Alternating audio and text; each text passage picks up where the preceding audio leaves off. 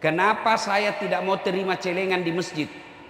Yang saya terima kalau mau sumbang makanan, kalau mau sumbang minuman. Tapi kalau uang saya tolak. Kenapa? Dengar ini pengurus masjid ya, dengar. Pak, Bu, kalau Bapak diamanahi menjadi pengurus masjid, bukan berarti Bapak punya masjid. Kecuali Bapak bangun sendiri seperti masjidku, mau-mauku. Karena saya yang bangun, tidak ada orang sumbang. Saya tolak. Bahkan di masjidku tidak ada celengan. Saya bilang saya masih mampu. Maka saya atur. Saya mau ini penceramahnya, ini judulnya. Tapi kalau milik umat, jangan lalu kau simpan itu saldo. Kenapa saya tidak mau terima celengan di masjid? Yang saya terima kalau mau sumbang makanan, kalau mau sumbang minuman. Tapi kalau uang saya tolak. Kenapa? Banyak setannya itu uang. Kalau kau lihat di situ 100 juta, kau kira uangmu. Ada masjid, dia yang umumkan, dia yang terima, dia yang catat, dia yang salurkan, setan masuk. Ya, dan dengar kalau ini dibiarkan saldo tinggal, meskipun Bapak tidak masuk neraka, tapi ditanya-tanya nanti di akhirat. Sama juga Bapak tidak ditahan, tapi kalau nak panggil mako KPK, nak panggil mako polisi jadi saksi, kencing-kencing mako. Ya, jadi jangan simpan uangnya orang. Kalau Bapak simpan menjadi saldo 90 juta, tidak jalan amalnya orang. Kalau dia jadi keran, selama keran itu dipakai, amalnya orang jalan. Kalau dia jadi maik, selama maik itu dipakai, amalnya orang jalan. Kalau dia menjadi pembersih toilet, selama toilet itu dipakai, jadi amal. Dia jadi sapu, jadi amal. Jadi nasi, jadi amal. Sudah bisa mau dibangun Ustaz, tidak ada lagi. Ada namanya Jumat berkah. Bagaimana caranya? Bapak bikin bubur hari Jumat, kasih makan orang datang berjamaah. Boleh. Ada anak remaja masjid yatim piatu, mau kuliah tidak ada uangnya, boleh kau pakai uang masjid, kasih kuliah anak yatim piatu. Yang penting umumkan. Jangan simpan saldo kas 100 juta. Begitu kita mau berak, tidak ada airnya. Masih baik kalau kencing Pak, masih bisa didakte. Selesai. Tapi kalau ini yang kuning, masa keluar begini? Hati-hati Pak pengurus masjid. Saya kasih tahu ya. Dengar. Kenapa itu orang pergi haji melempar 3 jumroh? Bapak ada yang pernah haji? Ada. Berapa tempat melempar? Berapa Ibu? 1 tempat berapa batu? 7. Berapa hari? 3 hari. Kenapa tidak 21 kali 3? Ya kan? 63 batu. Kenapa tidak 1 hari saja? Allahu Akbar. Kenapa tidak?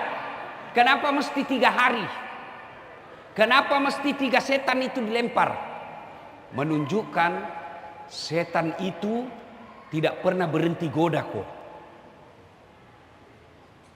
Begitu datang uang kau terima, nah goda mako. Simpangi. Jangan kau belanja. Simpangi. Nah curigai korang. Simpangi. Setan itu sudah itu saldo 100 juta. Tiba-tiba anakmu mau membayar. Pakai dulu. Ada ji nanti itu bulan depan gantinya. Kan naik jiwa arisanmu itu bulan depan. Setan. Rapat kok. Saudara-saudara sekalian, kita mau pakai ini uang. Ada kasihan jamaah masjid terlilit pinjol. Ada pinjamannya 5 juta berkembang terus. Bagaimana kalau dibayarkan? 8 yang rapat. 1 orang nak bujuk itu setan. Lawangi. Tidak boleh itu, tidak boleh itu. Itu setan. Makanya setiap saya ceramah selalu saya bilang, ya ayyuhalladzina amanu dukhulu fis-silmi kaffatan wa la tattabi'u khutuwatis syaitan innahu lakum adu mubin. Wahai orang-orang yang beriman, masuklah engkau ke dalam Islam secara sempurna dan janganlah engkau ikuti langkah-langkah setan, karena sesungguhnya setan itu musuh yang nyata bagi kalian. Termasuk ketika dengar ceramah ini, setan nagoda kok. Itu pengurus masjid. Nagoda kok apa? Tersinggung kok. Itu setan itu. Kalau bapak bilang, cocok itu nak bilang ustaz, itu malaikat yang bisik kok. Tapi kalau bilang, sok tahu itu ustaz, setan itu. Kapan bapak dikasih tahu yang benar bapak tersinggung, setan telah mencekol hatimu. Termasuk setan handphone. Shooting.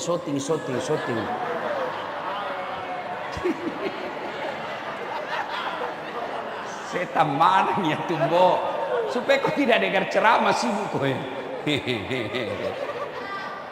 Nih, Pak, ini masjid tak cantik. Alhamdulillah. Saya berapa masjid saya tempati di Papua Jayapura ini, cantik-cantik masjidnya. Apalagi kalau komunitas orang Bugis, cantik pasti masjidnya. Biar dia tidak sembahyang masuk bantongi di masjid. Itu orang Bugis begitu. Mau diumumkan namanya Haji Baco, boleh tidak diumumkan? Boleh. Kenapa diumumkan Ustadz nama? Supaya orang jelas. 1, panitia tidak bisa main-main. Kalau dibilang saja tanpa nama, tidak ditahu siapa. Akhirnya bisa hilangkan itu nanti tanpa nama. Tapi kalau ada nama, besok-besok mana namaku? Mana namaku? Ada di situlah baca 2 kali kak menyumbang 1 tahun. Mana? Kalau tanpa nama, bisa nak hapus. 10 tanpa nama, 2 nak kasih hilang. Ya, yang kedua, kenapa boleh diumumkan? Dasat Latif 200.000. Itu saja Dasat Latif, tidak jelas gajinya. 200.000 tahu tiap Jumat. Masa itu besarnya toko semennya, 4 rukonya tidak pernah menyumbang. Itu gunanya supaya motivasi. Jam aku lagi bilang, mau sekali dibilang, disebut namanya, urusannya orang. Orang menyumbang, kau yang sibuk. Ya. Jadi Bapak Ibu yang diamanahi pengurus masjid, berpikir bagaimana ini bisa diganti ini. Ya. Yang berikutnya, kalau jadi pengurus masjid, jangan cuma namamu pengurus. Tabe. Kira-kira berapa pengurus masjid di sini yang terdaftar namanya? Berapa Pak? 30. Saya yakin tidak cukup 10 yang datang hari ini. Iya toh?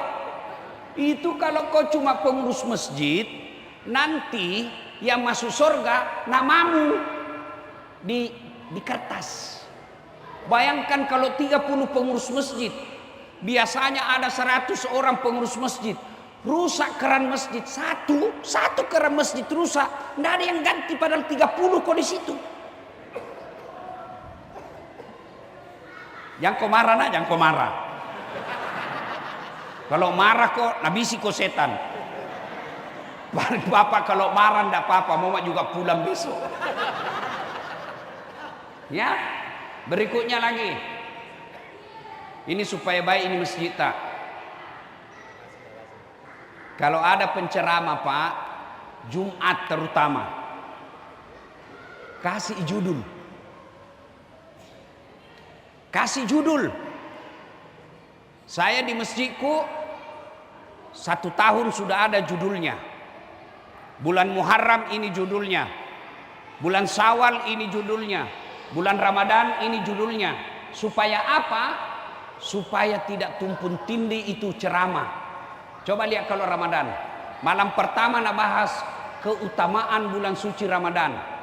Besok datang lagi tuh Ustaz, keutamaan bulan suci Ramadan. Datangi lagi 3 keutamaan bulan suci Ramadan. 3 malam itu terus. Maka tulis judulnya Pak. Baru kirim 1 minggu sebelum khutbah, kirimkan memang nih Pak. Kalau perlu kasih judul buku. Begitu saya Pak. Supaya apa? Ada peningkatan masjid.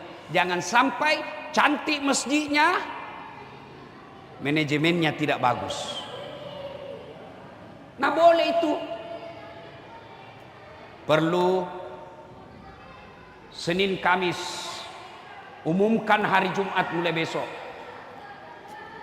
Mulai minggu ini kami siapkan buka puasa pada hari Kamis dan Senin. Bagi jamaah yang puasa, silakan lapor, kita buka bareng-bareng di masjid. Itu ada peningkatan. Ternyata cuma 2 yang buka. Jangan ton cuma 2 bungkus kau pesan. Pesan kau 10 karena ada panitia. Ini namanya dimajukan masjid. Anak-anak remaja masjid, nih. Saya ini penceramah karena remaja masjid, BKPRMI, tidak pernah ke pesantren. Tapi kasih baku tanding anak pesantren. Banyak anak pesantren, bapaknya dia mau pesantren. Nah kirim, akhirnya anaknya tidak belajar sekolah dengan baik. Saya karena mau belajar agama meskipun tidak di pesantren. Di mana saya belajar? Di masjid. Maka bapak-bapak kumpul itu anak-anak yang besar. Kasih baju seragam. Seragam remaja masjid. Nama ini masjid. Kalau ada kegiatan, jangan ini yang tua-tua yang muka sakaratul maut urus terus. Iya toh melok mat terus. Pensiun dong bos. Kasih lagi anak muda untuk generasi penerus. Kita orang tua tinggal menjadi pembina dan pengontrol. Itu anak-anak dia yang MC. Itu di masjidku Pak, anak SD SMP MC. Kalau SMA pandemi ceramah, dia dulu ceramah baru ustaz utama. Itu namanya kaderisasi. Kasih baju seragam. Masa ibu majelis taklim ada seragamnya? Nah dia ada suaminya. Masa ada remaja masjid yang belum ada istrinya ndak ada baju seragamnya? Anak muda saja mau, bapak-bapak saja mau cantik-cantik, masa remaja masjid enggak? Kasih baju seragam. Sudah itu kalau hari Jumat panggil mereka. Ayo dek, Jumat berkah. Makan sama-sama, tapi kasih bersihko dulu masjid. Itu caranya, bukan bersihnya, tapi diajar anak-anak cinta ke masjid. Nggak datang dia. Ini tidak, datang anak-anak. Nggak kau kasih kesempatan, jangan gitu anak-anak. Siapa ganti nanti kodong? Itu namanya manajemen masjid. Yang asan. Jangan ki marah Pak ya, jangan ki marah. Jangan lagi yang orang tua kasihan. Kau siksa mereka cari napas. Hai. Tapi tadi bagus. Tapi itu yang sudah tua-tua. Bagaimana orang tua tidak dia yang asan, tidak ada yang lain. Bagaimana tidak ada yang lain? Kau tidak ajak anak remaja. Coba bede. Muharram ini, akhir Ramadan, akhir Muharram. Masih ada 10 hari. Bikin lomba azan. Di sekitar masjid. Yang menang, gaji maka suruh azan 5 kali sehari semalam. Gaji itu 1 juta 1 minggu, 1 bulan. Mau itu azan Pak. Dan uang tidak habis kalau 1 juta kau kasih itu niamat barakah. Kasih gaji anak-anak yang yatim piatu. Ada kasihan anak remaja masjid, yatim. Sudah, saya kasih kerja kok di masjid, bersihkan kok toilet. Itu namanya pembinaan. Nah, Bapak Ibu saudara-saudara sekalian, azan. Apalagi karpetnya bagus nih. Ada tuh itu karpet Pak. Begitu mau sujud banyak semut. Mana di tempat ini? Itu mak bau semelah. Tidak, Ibu. Ya. Maafkan saya. Maafkan saya kalau tersinggung ki berentnya bisik ki setan. Nah? Apalagi imam. Alhamdulillah imam tadi bagus, suara anak muda. Cuma kalau jadi imam Pak jangan pakai masker. Buka. Ya? Tapi bagus ada imam cadangan. Karena siapa tahu besok-besok sakit. Caranya mungkin hari ini imam utama maghrib, isya kasih yang anak muda di kader. Itu namanya kaderisasi. Imam terlambat. Nah, harus ada supaya enggak ditahu namanya ajal. Jangan kita takut Pak ya, jangan kita takut. Nah, pasti mati Pak. Orang kaya mati, orang miskin mati, ustaz di belakang sedikit. Kalau saya duluan Bu, siapa ceramah? Jadi Ibu mau duluan supaya saya tak sia. Kalau saya duluan, siapa tak sia iki? Nah, imam ini beliau paling lama, mesti ada kader. Tetap beliau imam utama, sama Masjidil Haram, Masjid Nabawi. Tetap Abdurrahman As-Sudais imam utama. Tapi ada imam 5 yang lain. Siapa tahu beliau keluar daerah. Dapat imam yang baru belajar. Anggan aku salah sambung. Waktu ini baku sambung walasri. Tuh, atau al-kafirun. Nah turungi sipu sepak. Wala antum abiduna ma a'budu wala ana abidum ma abadtum wala antum abiduna ma a'bud wala ana abidum ma abadtum wala antum. Gitu. Ya siapa tahu kita doakan beliau umur panjang sehat walafiat. Siapa tahu tiba-tiba ada keluarga pengantin di Sulawesi, siapa yang ganti? Maka ada namanya imam cadangan. Itu anak muda yang baik suaranya, bagus hafalannya. Tapi kalau jadi imam tidak juga dianjurkan yang susah. Itu bagus Nabi dianjurkan baca surat juz 30. Kalau juz 30 kita hafal ikut. Begitu imam baca Qul huwallahu ahad, anak-anak Qul huwallahu ahad, Allahu samad. Kenapa? Nah hafal ki. Salah Pak Imam, ada yang bisa bantu. Iya toh? Coba kalau imam saja hafal nih. Allahu Akbar. Al-Fatihah bagus. Tiba-tiba nak baca surat panjang hanya dia yang hafal. Nah kena cicak telingana. Taselengi hilang hafalannya. Apa sambungannya ini? Nah lupa betul apa sambungannya ini. Tiba-tiba Nabi bilang imam, tolong bantu di belakang. Nabi yang di belakang, saya juga tidak tahu. Tiba-tiba ada anak muda berteriak, Nabi bilang kalau begitu ya sudah mi Allahu Akbar. Siapa salah? Siapa salah? Siapa salah? Imam.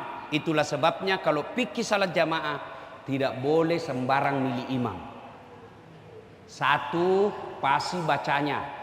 Maka kalau ada orang cadel, ada orang normal, tidak boleh yang cadel, yang normal dulu utama. Ada juga imam pernah saya dengar pandai tahu apa nak baca. Kan tua mi. Bolin. Oh, Al-Fatihah.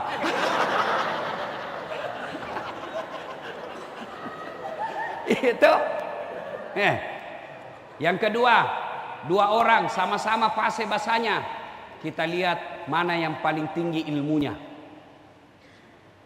Dilihat. Satu dari SMA, lulusan SMA. Satu dari Mesir, diutamakan yang dari Mesir. Sama-sama dari Mesir, dipilih lagi siapa yang paling tua di antara mereka. Sama-sama paling tua, dipilih lagi. Ini menurut fikih, pilih lagi siapa yang paling lama tinggal di situ kampung. Itu begitu caranya. Kalau makmum terserah. Mau yang bodoh sampai yang pintar boleh jadi makmum. Mau yang waras sampai yang gila boleh jadi makmum. Kau sujud boleh jadi makmum itu. Tapi imam hati-hati. Kenapa? Karena kalau salah imam bubar ini jamaah. Ibu bapak saudara-saudara sekalian, ini saja tausiah saya, mudah-mudahan ada manfaat. Sekali lagi jangan ki marah jangan ki marah. Jangan ki tersinggung. Karena tersinggung ki setan. Ya. Ingat apa kata Allah? Apa man kana mu'minan kaman kana fasikan. Makutane pun Allah Ta'ala. Pada garo tombo kesingi tepuk na tomo napi. Apakah sama orang yang baik imannya dengan orang fasik? Fasik itu bahasa sekarang Islam pencitraan. Islam pura-pura, itu namanya fasik. Allah bertanya, apa man kana mu'minan kaman kana fasikan? Samakah orang beriman dengan fasik? La yasta'un, kata Allah. Ammal ladzina amanu wa amilus solihati falahum jannatul ma'wa. Bagi mereka yang beriman dengan baik, saya kasih ke surga. Surga dunia, surga akhirat. Wa ammal ladzina fataku fa ma'wahumun nar. Bagi mereka yang pembangkang, fasik, pura-pura beriman, saya kasih kembali ke neraka dunia, nerakanya akhirat. Orang beriman, innamal mu'minuna alladzina idza dzukirallah wajilat qulubuhum wa idza tuliyat alaihim ayatuhum sadathum imana wa ala rabbihim yatawakkalun. Orang yang baik imannya disindiri. Jangan kau urus uangmu, jangan kau salah-salahkan itu pengurus mesti uang. Dia bilang cocok, mulai besok saya perbaiki diri. Itu orang beriman. Khatamallahu ala qulubihim.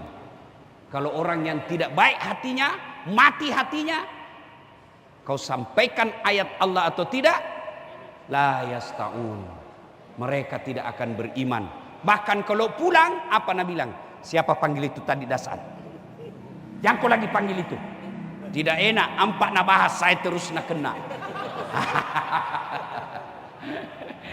Terima kasih saudara-saudara sekalian, bapak-bapakku yang saya muliakan. Mudah-mudahan ada manfaat. Sebelum kita akhiri, mohon keikhlasan Bapak Ibu mengirimkan suratul Fatihah.